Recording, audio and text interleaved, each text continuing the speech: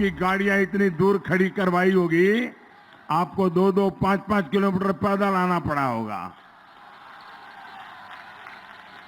लेकिन दीदी को समझ आ गया है, वो जितने मुसीबतें पैदा करेगी उतनी ताकत से कमल ज्यादा खिलने वाला है। साथियों, जब सिंहासन हिल रहा है तो दीदी और उनके गुंडे बौखला भी रहे हैं। कल भी पश्चिम बंगाल में जो कुछ हुआ वो इसी बौखलाहट का परिणाम है। मैं भाजपा के सभी कार्यकर्ताओं से कहूंगा, मैं यहां के लोकतंत्र प्रेमी सभी मतदाताओं को, नागरिकों को कहूंगा कि आप पूरी मजबूती से डटे रहिए। बंगाल की जनता आपके साथ खड़ी है। आप उस भाजपा के सिपाही हैं जिसके बीच बंगाल की ही वीर संतान डॉक्टर श्यामा प्रसाद मुखर्जी ने बोए थे, जिन्होंने तिरंगे के सम्मान के लिए, भारत के एकीकरण के लिए सर्वोच्च बलिदान दिया था। आज बंगाल को अत्याचार से मुक्त कराने के लिए यहां के नागरिकों को गुंडों के सामने डटकर खड़ा होना है। भाई और बहनों, दीदी के पास अगर, भाइयों बहनों,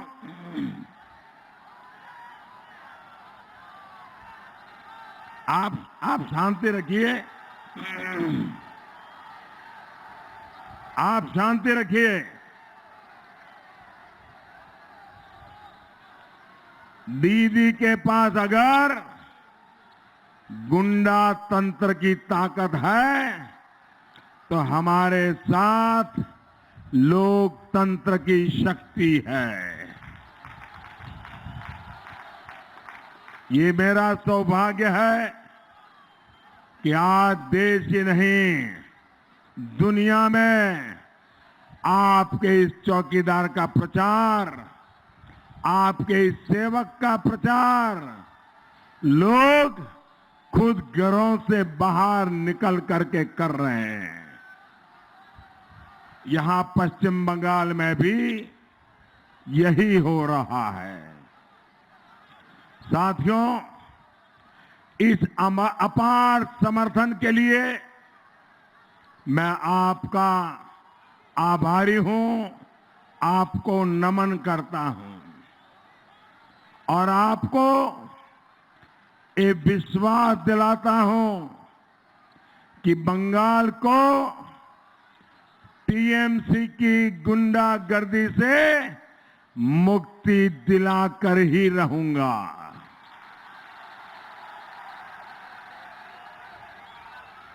तेईस मई को,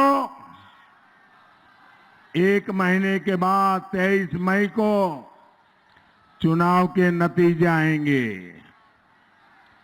23 मई को जब फिर एक बार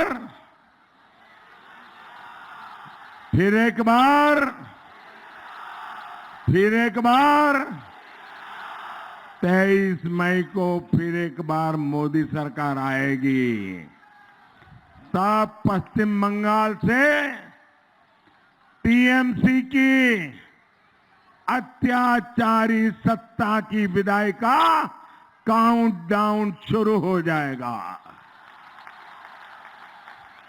भाइयों और बहनों, लेफ्ट और कांग्रेस का इतने दशकों का शासन भुगतने के बाद आपने दीदी पर भरोसा किया था, लेकिन दीदी ने क्या दिया?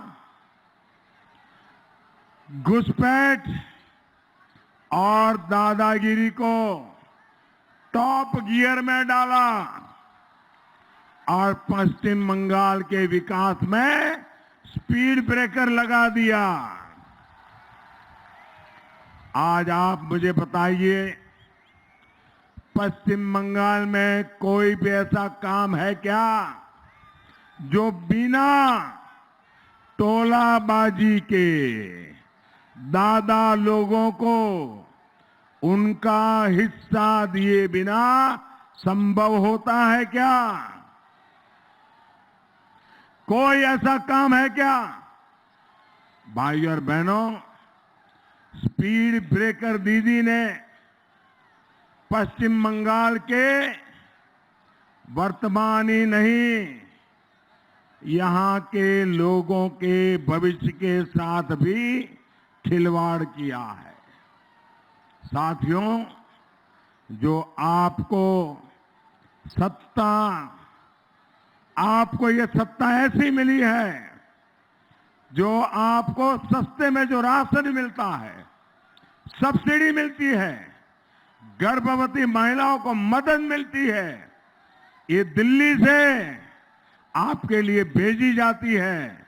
यहां की सरकार को बस डाकिए की तरह आप तक ये मदद पहुंचानी होती है, लेकिन इसमें भी टोलाबाजी की जाती है।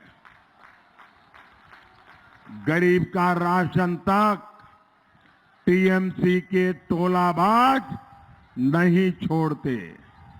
भाई और बहनों, गुरुदेव ने ऐसे समाज की कल्पना की थी जहां डर ना हो और हर कोई माथा ऊंचा करके चल सके। गुरुदेव के उस सपने का क्या हुआ जहां गुंडे और घुसपैठिए दूसरे देश से इंपोर्ट किए जाते हो, जहां घुसपैठियों को आदर सत्कार देकर आराम से बसाया जाता हो, उन्हें बम बनाने की खुली छूट दी जाती हो, जहां निर्दोष लोगों की आए दिन हत्या की जाती हो, जहां राजनीतिक विचारों पर गोली और तलवार भारी पड़ जाती हो, जहां रेत, कोयला, गिट्टी माफिया ने लोगों का जीना मुहाल कर रखा हो, जहां सरस्वती पूजा, दुर्गा पूजा, रामनवमी जैसे त्योहार भी डर डर कर मनाए जाते हो, जहां घर बनाना हो, घर बेचना हो, दफ्तर खरीदना हो, किराए पर चढ़ाना हो, हर काम के लिए जहां सिंडिकेट के सामने हाथ जोड़ना पड़ता हो, ऐसी बंगाल की कल्पना गुरुदेव ने नहीं की थी।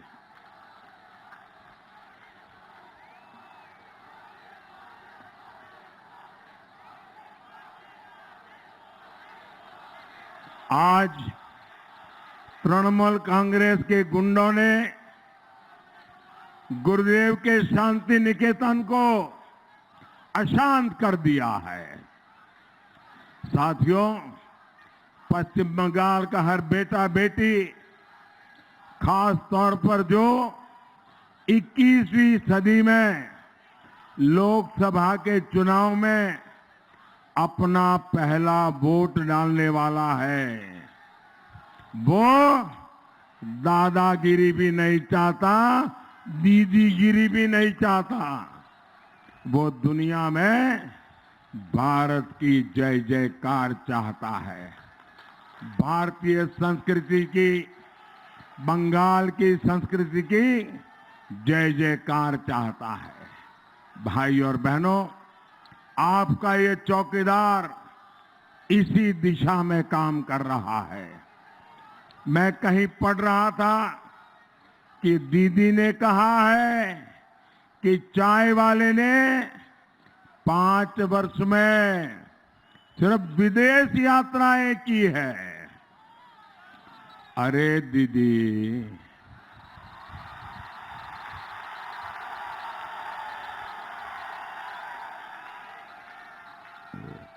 आज दुनिया में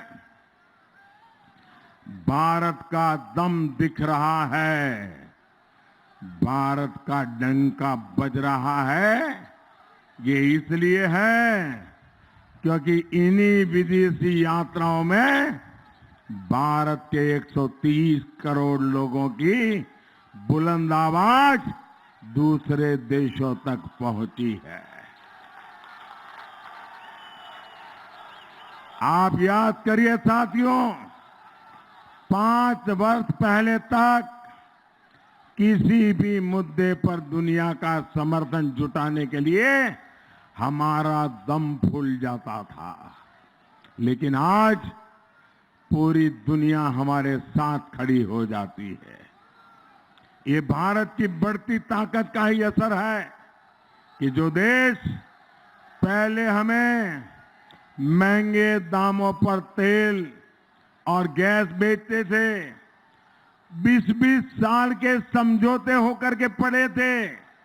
आने वाले 20 साल उतना ही महंगा तेल और गैस आने वाला था, लेकिन मोदी आने के बाद उनसे बातचीत की, उन करारों पर पुनर्चर्चा की और पुरानी सरकार जो दाम तय करके बैठी थी, जो देने के लिए कानूनन हम बंधे हुए थे, लेकिन हमने दोस्ताना तरीके से बात की, चर्चा की, समझाया और हमने दाम कम करवाए। भाइयों,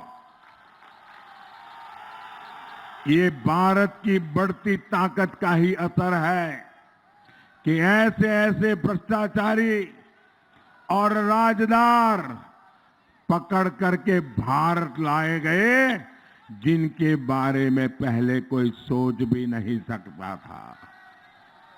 ये भारत की बढ़ती ताकत है कि अनेक देश भारत के साथ समझौता किया है।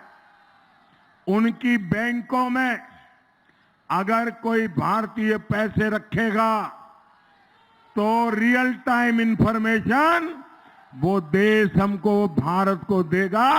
अब भारत से काला धन का कारोबार दुनिया की बैंकों में कोई नहीं कर पाएगा और दुनिया के देशों को बैंकों से हमने समझौता किया है। ये भारत की बढ़ती ताकत का ही असर है कि इन 5 वर्षों में अनेक देशों ने, हमारे देश में से पहले खबरें आती थी कि फलानी 2000 साल पुरानी मूर्ति चोरी हो गई, 500 साल पुरानी मूर्ति चोरी हो गई, सरस्वती माता की मूर्ति चोरी हो गई, हनुमान जी की मूर्ति चोरी हो गई, ये खबरें आती थी। भाइयों बहनों, ये मोदी के आने के बाद अनेक देशों ने ऐसी सैकड़ों मूर्तियां जो कोई चोरी करके ले गए थे, उनको पकड़ करके, खोज करके भारत को वापस की। ये हमारी विरासत हमें लौटा दी गई है।